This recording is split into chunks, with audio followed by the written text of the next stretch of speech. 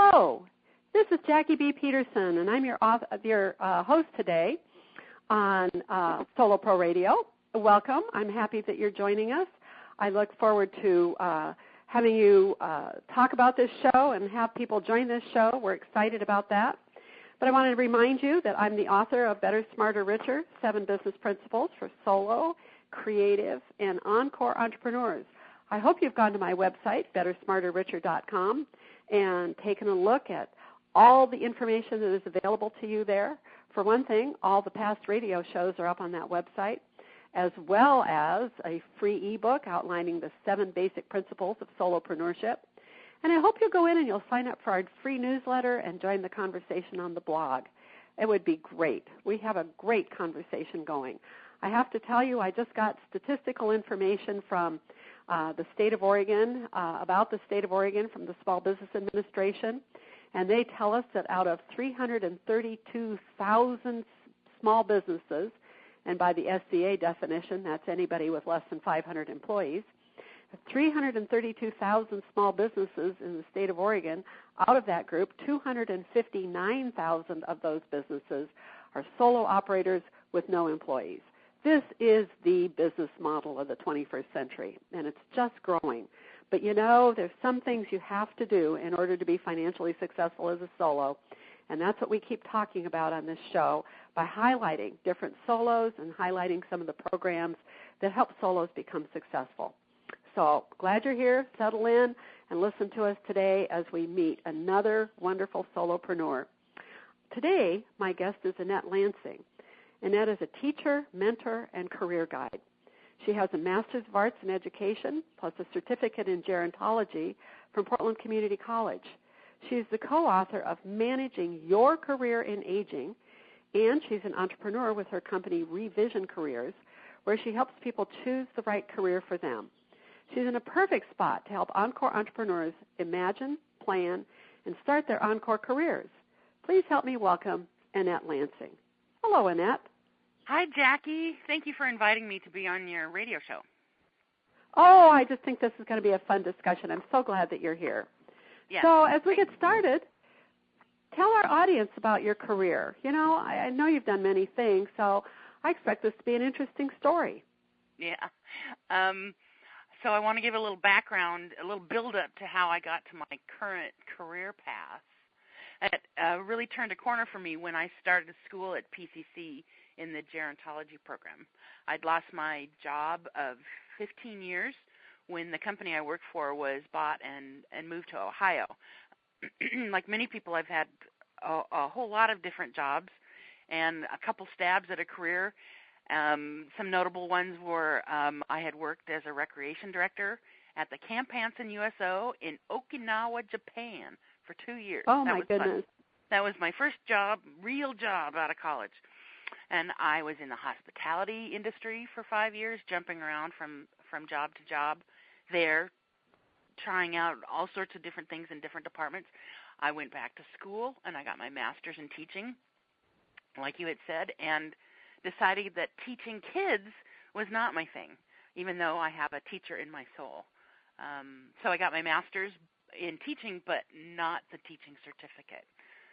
Then I worked for 15 years as a product manager, project manager, sales service specialist in a field that's relatively unknown and continually growing smaller. So when I lost my job, I had no obvious future career path, and I was pretty solid on transferable skills, but very weak on any specific field or industry that I wanted to be part of. And by that time, very low on confidence.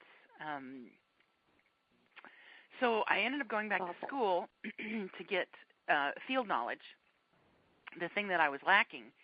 And I went into gerontology because I knew the field was growing, and I've always liked people. That was the reason I went into gerontology, and ended up kind of finding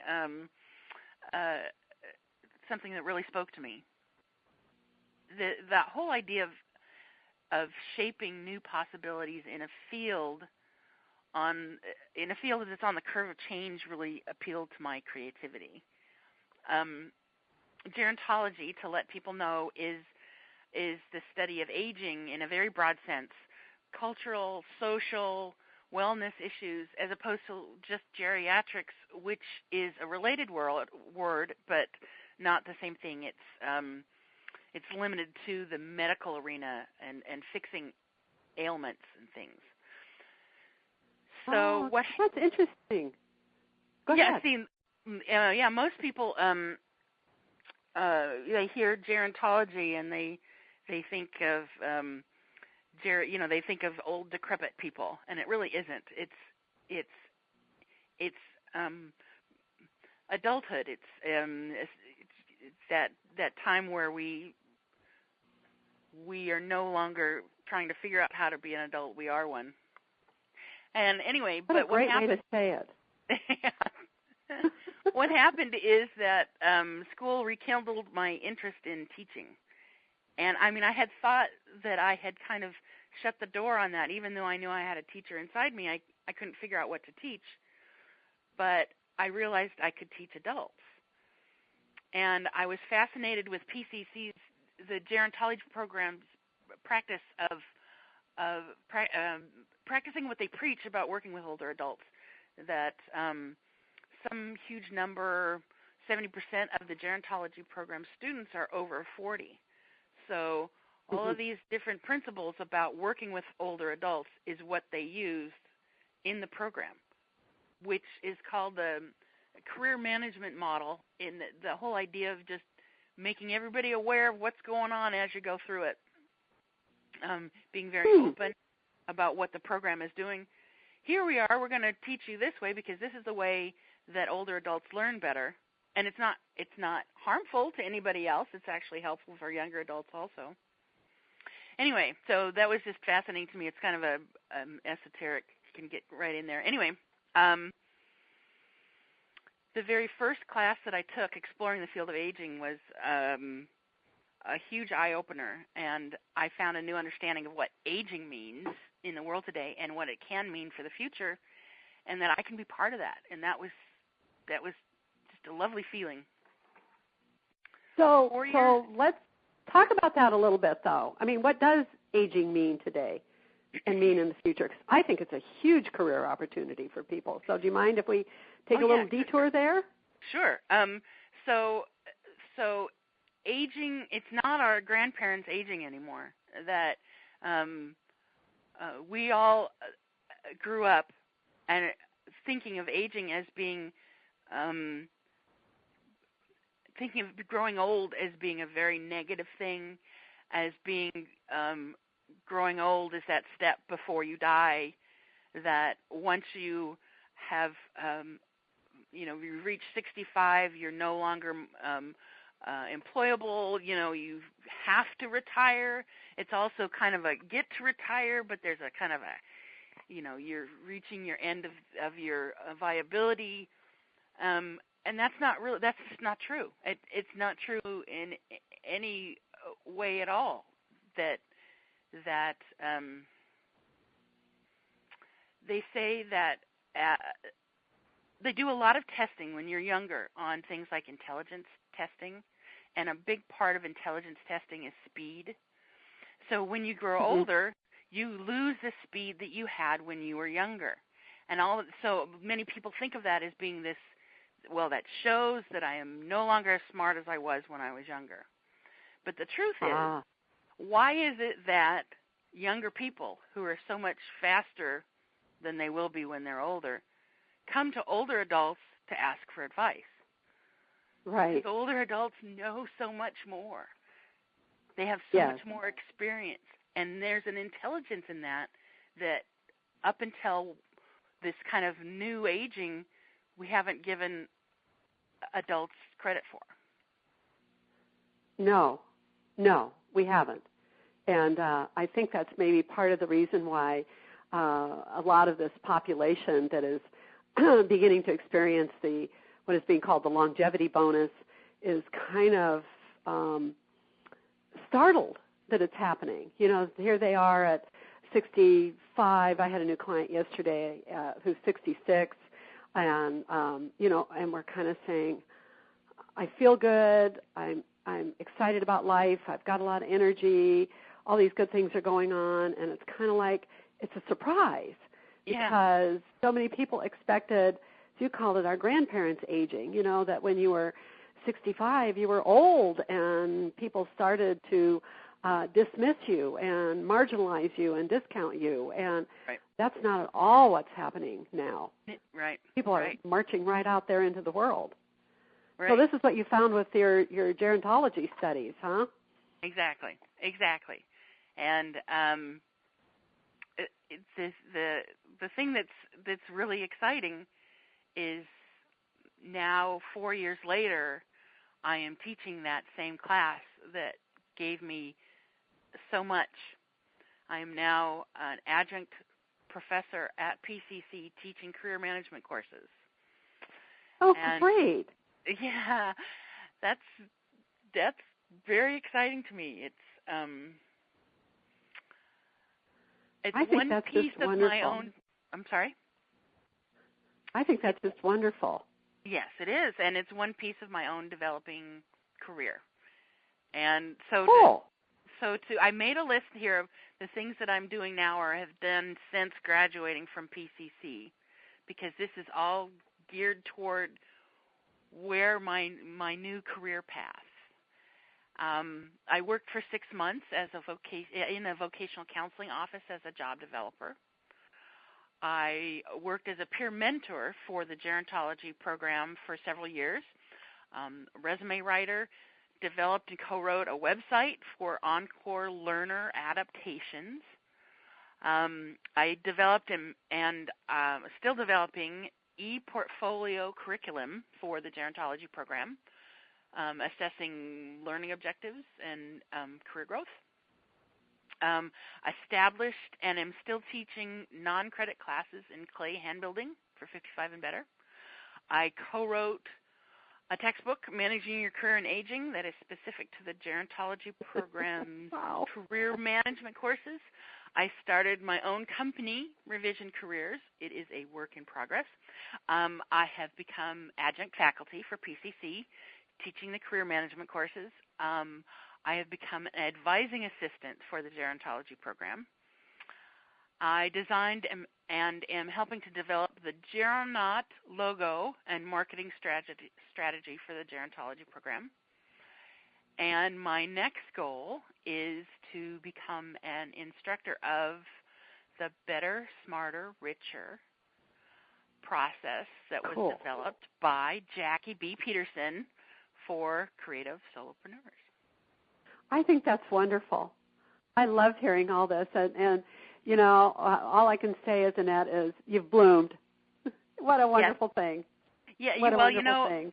I was writing all of this stuff down, and I was pretty amazed at myself and very pleased at this list. That's fabulous. I've accomplished in the last 4 years. So. I just think that's wonderful. So let's talk about a whole variety of these things. So start with talking about your art. I know you're very crafty. I don't know if I should call it that word, but, a craft, skilled in many crafts, and that you're also skilled in an artist. And so you talk about clay art, and you've worked in ceramics and pottery, right? So talk about that. What do you do, and what kind of work do you do, and do you teach in this area? Right. So I've always been a creative sort, and everything from the performing arts when I was in high school and college, and been crafty, like you said, when it comes to like arts and crafts, and I honed some skills in graphic design that I've been using, and then about 10 years ago I found ceramics. And it has stuck with me longer than many different artistic mediums that I've taken on. I even tried the artist thing for a while and had some of my ceramics pieces in like 5 different local galleries at the same time. But it really wasn't the right thing for me at the right time. Uh-huh. So, and I do teach beginning clay hand building for ages 55 and better. And that was a specific choice to use the words "and better" instead of 55 and older. Mm-hmm. We say Good. 55 and better. I love that. I love those kind of word choices. It is better. Exactly. But I teach it through the Multnomah Arts Center at the Neighborhood House Senior Center. And so it's a kind of collaborative thing going on there. And when I was in school back in 2010, I was trying to figure out an internship that I could do that would combine interest in older adults with my love of ceramics. And I proposed this class, and it took them a year to get there, but I've been teaching it ever since. And so, I mean, I graduated before the actual class came about. It's a great class. Fantastic. Fun times. Yeah. Yes. Oh, cool for you. Yes. And so it sounds like you're doing a whole lot of stuff and also becoming an entrepreneur, and a typical Encore entrepreneur. You know, our Encore entrepreneurs very often are people that have taken a long and circuitous journey to get to where they are today. Yes. And, you know, everything that they've done and they've tried, maybe they've left that particular job or that career behind, but they've brought things with them. You know, they've learned something at each place, and maybe many things, and they've picked that up and brought it with them to, you know, the next venture, and then, you know, they've enriched it even further and added a few things, and they've brought that to the next venture, and you know, it's wonderful to hear their stories, and you know, and then they arrive at a point where we used to think they were old, and we don't think that anymore, and you know, we're beginning to say, okay, what skills do you have, and let's pull that together into creating something that you can do as an Encore career, and you're just like the poster child for this. That's right. There you go. That's funny. So talk about, you know, your Encore career, your entrepreneurship ventures, your revision, and you know, some of that you're doing. Right. So I've come to a point where I have the company name, Revision Careers, and my goal is to create services that will help adults find their ideal job by facilitating the development of practical self-assessment and career-building tools, and by demystifying the whole process. So whether the career is they want to find a job with an employer, or whether they want to break out into developing their own career, the experts at that is a small business development center, and people like you who have Better, Smarter, Richer. But so many people can't even see themselves in the position of a particular job or particular business that they develop themselves, because they don't understand themselves well enough, and they don't understand what their skills are. But for the entrepreneur, the Encore entrepreneur, who is on 40, 50, 60, 70, they haven't lived in a vacuum. And they'll say to themselves, well, I don't have any skills. But how can you not if you've survived to the age you are? You have skills, you just haven't identified them, and you don't understand their value and their value to other people. I hear that a lot. Yes. Yeah, so my goal is to help people understand what they've got and what they can do and how they can promote themselves. Oh, I think that's absolutely fantastic. Yeah. And so as you move into this entrepreneurial venture, what do you find most daunting about it? Well, I've never been an entrepreneur before. I've played at selling my art before, but that's a temporary kind of gig. It's never something I've taken on as a full-time, because that's a whole lot harder to do than just a one-time, hey, let's sell my work and put it together and take it on the road for a week. You know, that's not the same thing as, you know, 24/7 or maybe it's, yeah. Yeah. So one of the most daunting parts, because I've never really done it myself, is even though that I'm really good at this, one of my best skills is to find order out of chaos, but I can't seem to do that for myself. Mm-hmm. And so the most daunting thing is finding that place that feels like solid ground. So I'm going slow. I'm taking it as slow as I need to feel like I'm building that base. Yeah, yeah.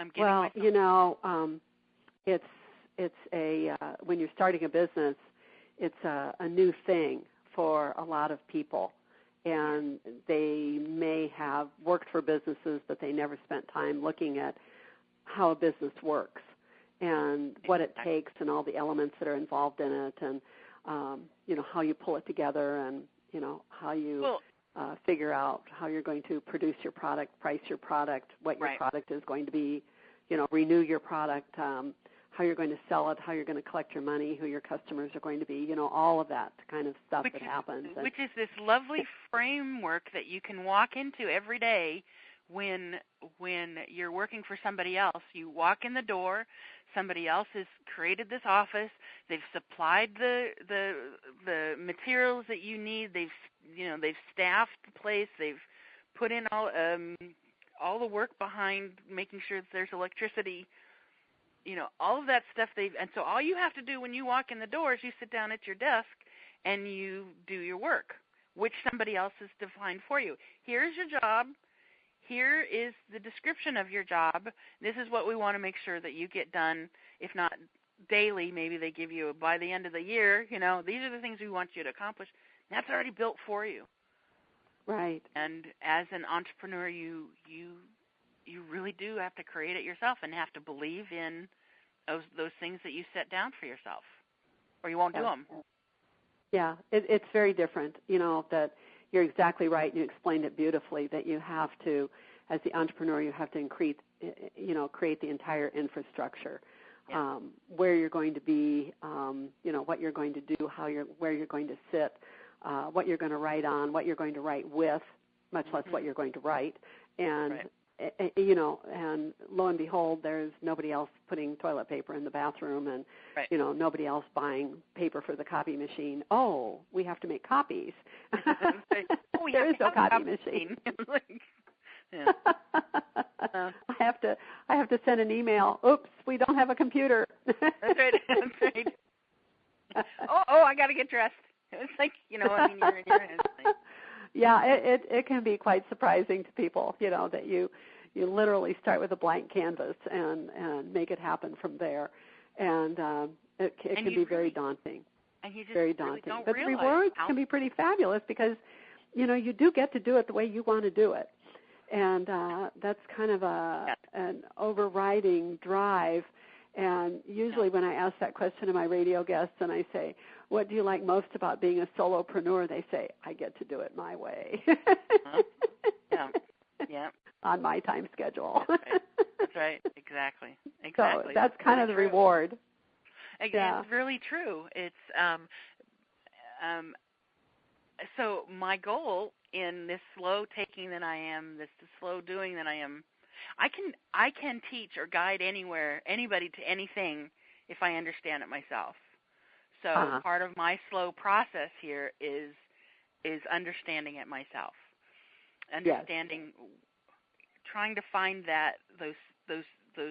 If I can give advice on how to go over those hurdles, then I'm doing my part to do the job that I want to do. Yes. Doing my part for my potential customers. And I, you know, what I also appreciate about you, Annette, is not only knowing the technical stuff, you know, about you have to have a computer and this is how you write it and you need a logo and, you know, we have to have a product. But I think that what I've seen is that you are willing to talk about the emotional challenges as well, because it's pretty darn scary sometimes to do all this. It is, and I think that's really huge, yeah. Yeah, and we think everybody else has just kind of got it made, and they're not scared at all. But and we're the only ones. It's only us who are scared. The only ones who are insecure. Yeah. Yeah. No, yeah. We're all made that way. Yeah. Yes. So there are a lot of people out there, what's the word, fake it till you make it. There's a lot of people out there kind of faking it, Right, exactly. And that's the way to do it. There was a TED program I recently watched about that whole concept. And it's not fake it until you make it, but fake it until you are it. Yes. You turn around and realize that, speaking on a radio show is not as scary as you once thought it was. Yeah. It's great, isn't it? Mm-hmm. So moving on, I know you've also been working to teach others the skills and, to choose a career and are being a career counselor. How is that working? I mean, do you enjoy that part with other people? I am having a great time, and since it's all about me, that's a good thing, right? We're all egocentric. We can't help it. That's how we're all made. So I'm having a great time. I think part of that is because I am guiding people through the process of how to fish for themselves, and all of their aha moments really make me happy because it's like even though they're their moments.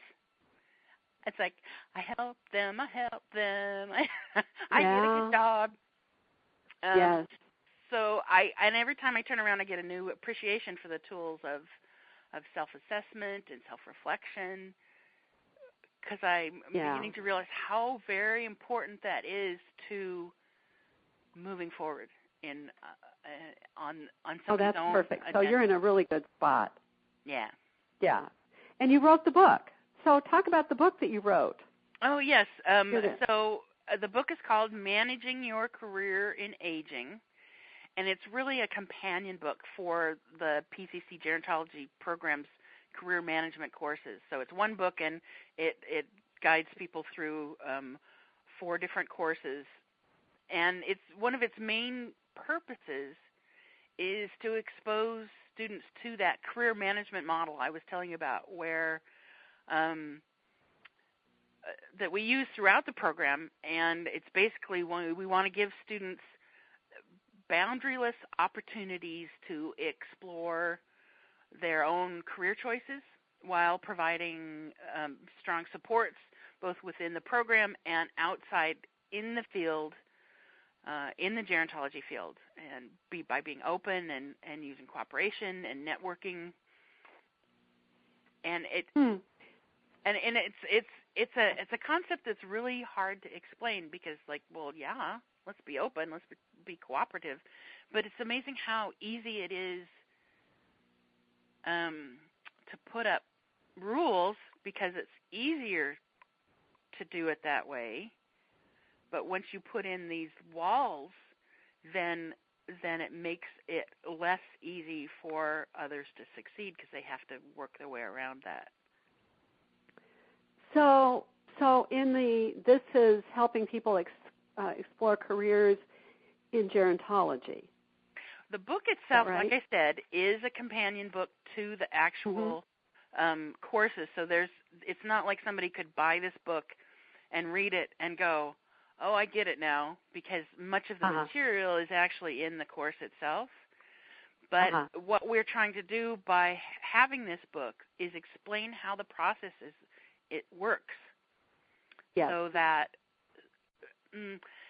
so many times in school, students, and the way we've trained students is that you take a class, you learn what you learn, and then when it's done, it's done.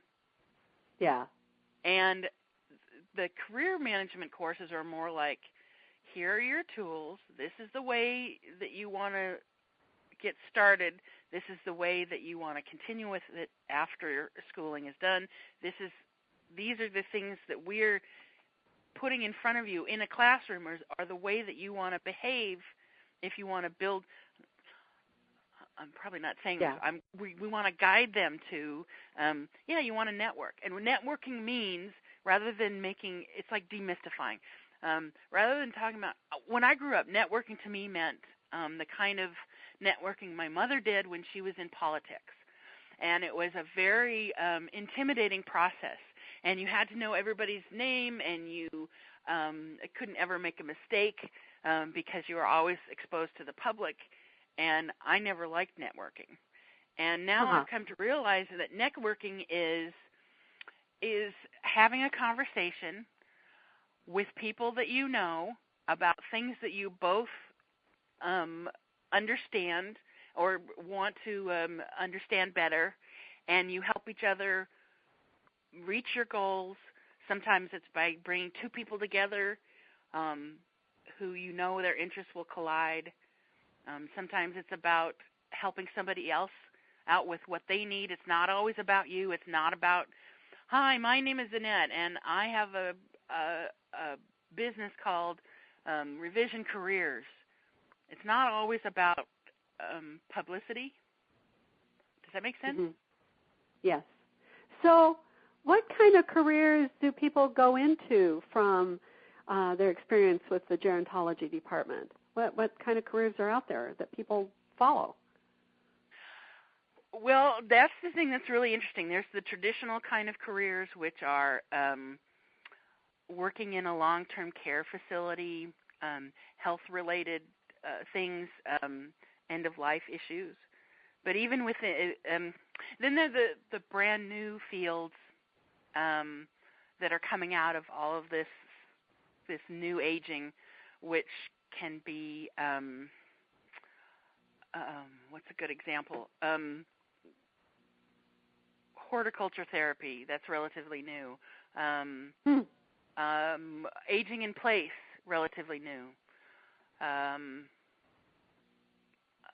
That's the whole idea. There's so many new possibilities because the whole field of aging is just I know there's been a lot of people talking about housing, a lot of people talking about travel, working with seniors for travel, education, programs that they can do, So writing your memoir. Let's put it this way. Aging is everywhere. Yes. So therefore, a career that could be around aging is everywhere and places that we haven't even imagined yet. So even the traditional roles have a new influx of possibilities of how to better serve clientele. With the goal being, aging well, happy and healthy. Yes. And even dying well. How to do that unafraid or without stress and grief. So it's very open, and it all depends on. That's what I'm finding. I mean, teaching the classes with people who are trying to figure out what their career is going to be. What I'm finding is it's endless. Even the different people who come in and they say, you know what, I want to be a nurse. They'll say, I'm going through the nursing program and I'm taking this course because I want to get more information about our aging population. And they come away with, they have a slightly different slant than the potential nurse sitting next to them.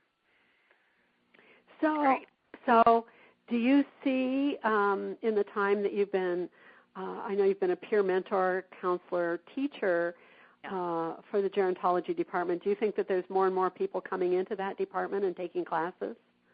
Is that happening? That's what the statistics show, that I don't really have my pulse on all the statistics, but I've seen them from Jan Abershakra, who is the head of the department there. And I know that 15 years ago when the program began, there was like 1 degree and 1 certificate with about 25 students who were enrolled. And now at any given time, there's several hundred who are enrolled in the program, and we've got 6 more certificates and in areas like end-of-life care and support, cognitive care, activities. And everything, it's growing. Every time I turn around, it's like there's a new class that's being developed and the potential for a new certificate. It's like saying, what are the possibilities in computers? And you think about that, it's like, yes, that's what it's like for gerontology. So the numbers increasing because people are understanding that aging is everywhere. That's just fantastic. Mm-hmm. That's just great.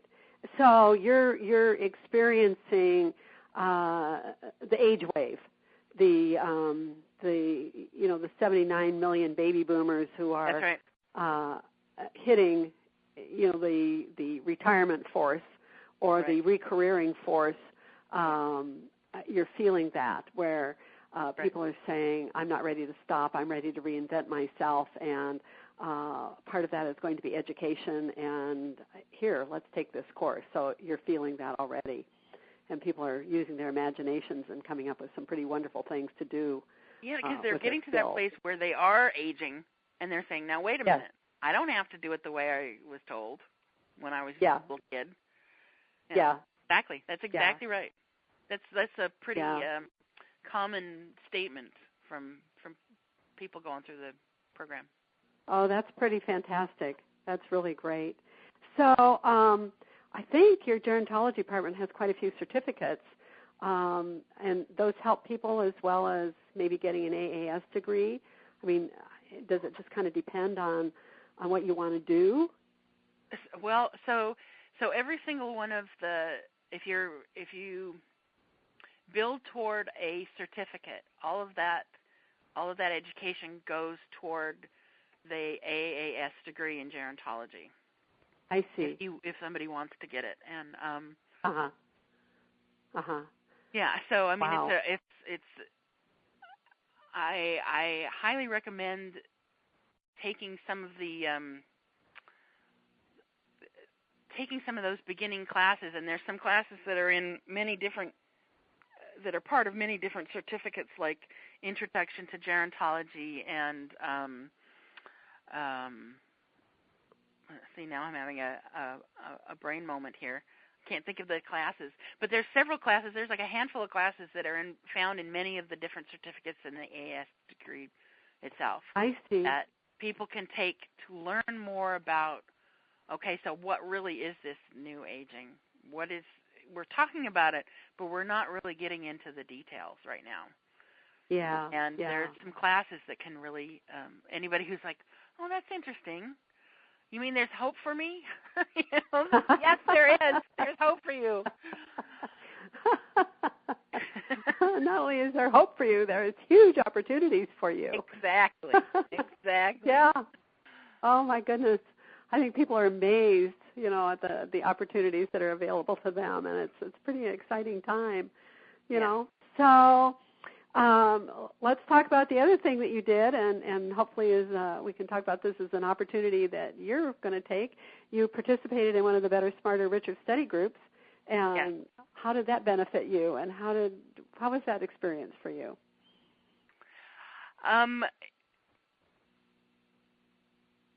I use the advice that your program provided all the time. I use it personally, and there are moments where I'll bring out some of those pithy things that you have and share with students when I'm working with them. And you are really good at being a guide on the side instead of a sage on the stage, and I really commend you for that. Thank you. Yes, because people out there learn so much better. Adults learn so much better when they have someone standing next to them as opposed to somebody telling them what to do, especially adults. Oh, yes. Here we are. We're 50 years old.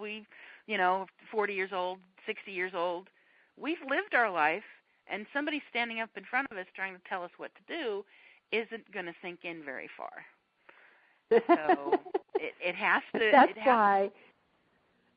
That's why the whole concept of building your solo business with the support coming from hired and outsourced work to other small businesses, the B2B model and the water bug model works, because nobody wants to be told what to do. you know. I mean, that's what happens with our employees is we tell them what to do, and they resent it. But, you know, if you hire them as a colleague and as another business that has a specialty and wisdom to offer, and, you know, you're recognizing their business and you're a wonderful client for them, you get great service. I mean, that's how that model works, is because we do not like being told what to do. Right. No, we don't. I don't. True. I don't know. You know, I have never lived overseas. I do not know how that is in other cultures and other parts of the world. But I can tell you, in the United States of America, we do not like being told what to do. No, we don't. That's one of the biggest problems out there, I think, in the business world, is that many business practices where it's a hierarchy. In our country, we don't do hierarchies well.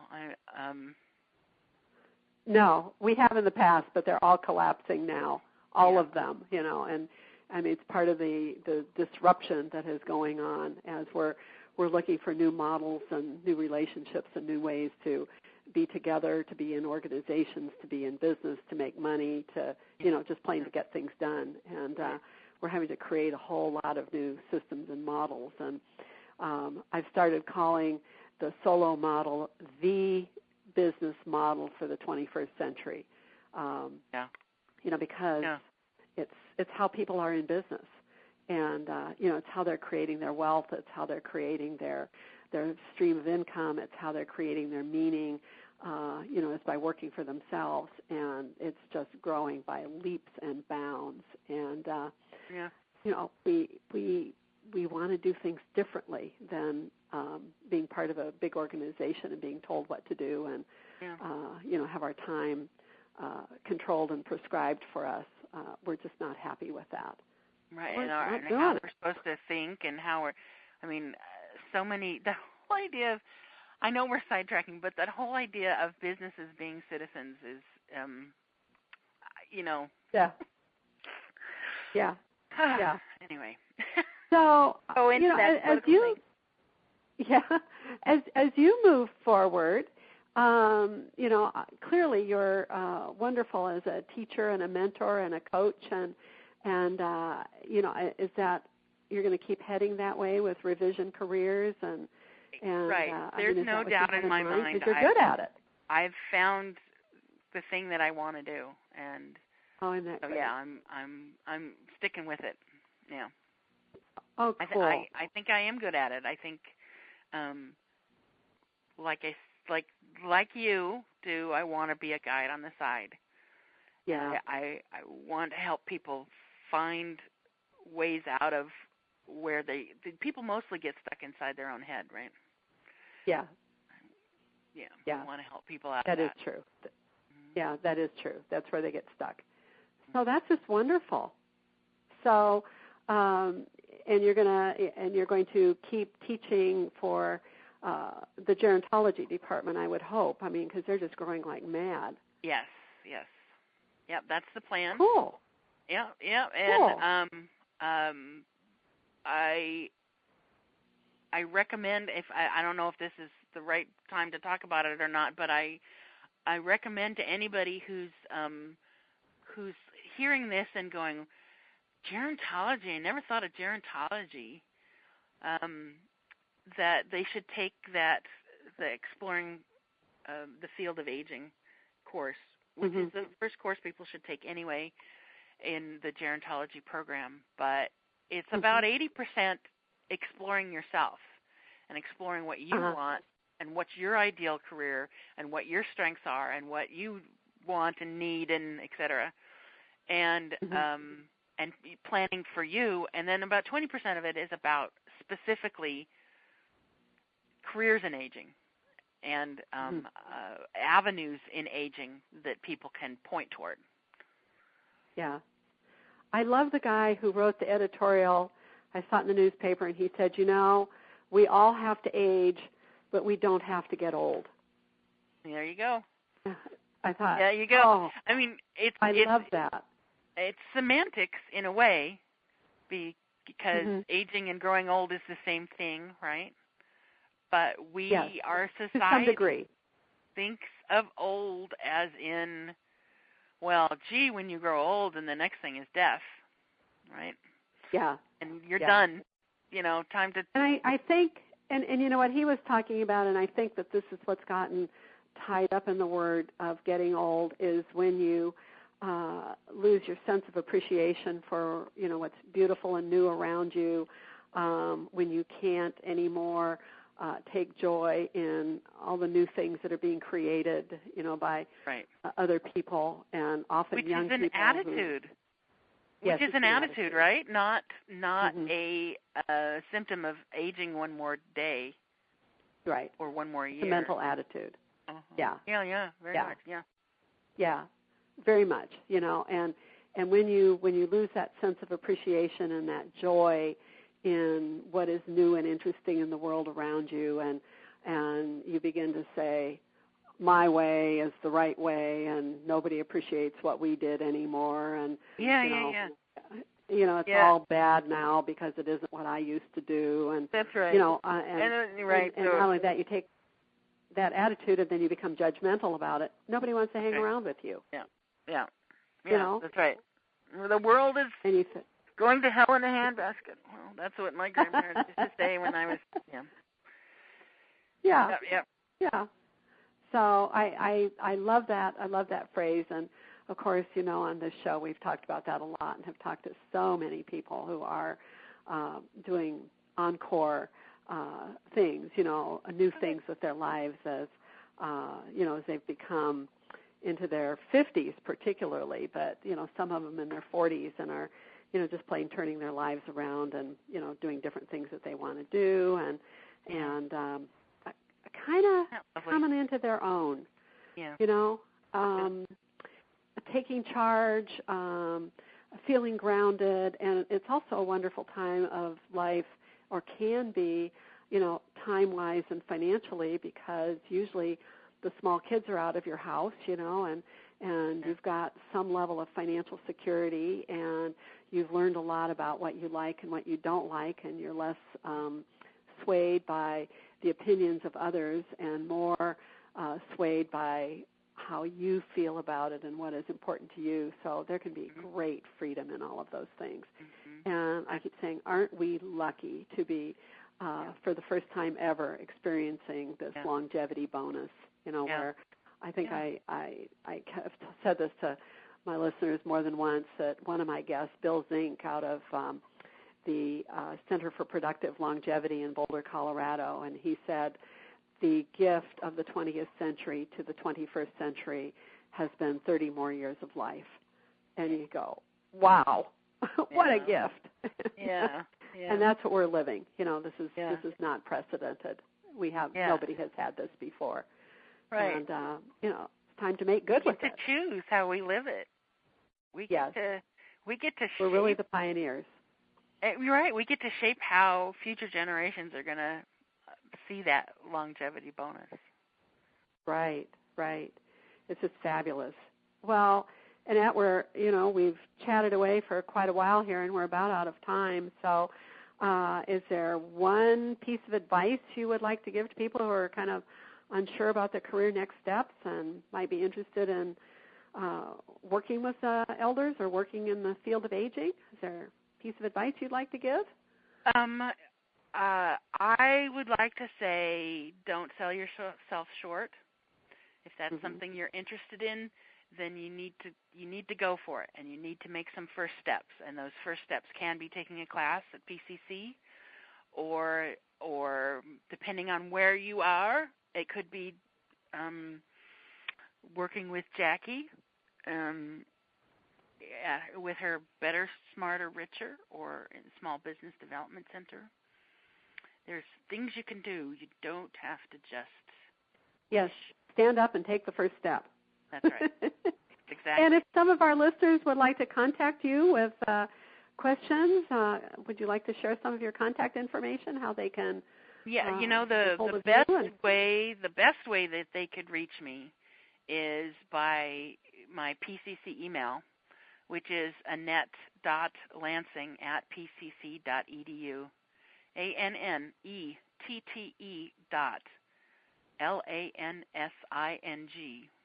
at pcc.edu. There you go. And that's the best way to reach me. And when I have my Revision Careers website up, if somebody were to go there right now, revisioncareers.com, it would say, coming soon. Oh, that's great. That's great. Well, I'm just thrilled with all those things that you've done in your life in the last few years. You've been just busy and found a direction, and you're thank you. You're just excited. I think that's wonderful. Yes. So thank you for being our guest today and telling us your story and sharing your learned wisdom, and it's been very fun to have you. And listeners, I want to remind you that this is Jackie B. Peterson. You're listening to me on Solo Pro Radio. And I would like to tell you some of the dates that we have coming up in the fall of 2014. There will be a new Better, Smarter, Richer study group beginning on September 2nd, 9 to 11 o'clock on 4 Tuesdays beginning September 2nd. There will be on September 11th, the Small Business Development Center. We are launching our Encore Entrepreneur Program, and we're going to launch it with a course that is got the same general concept that Annette is talking about. We're going to call it Developing Your Business Concept. September 11th, contact PCC. That will be going. On September 17th, we're going to have a free Better, Smarter, Richer symposium where I'll be talking about the 7 principles of solopreneurship. And on September 30th, I will be in Medford at the Small Business Development Center in Medford, talking again about the 7 business principles of solopreneurship. In the meantime, you can go to the Better, Smarter, Richer website and download our free ebook about the 7 principles of solopreneurship, sign up for the free newsletter, join the conversation on the blog, and tune into many, many podcasts where we have talked to other solos and other Encore entrepreneurs over the last couple of years and hear some absolutely wonderful stories. In the meantime, thank you for joining us, and I hope you will join us next week when we'll talk to another guest with another great story to tell. Goodbye.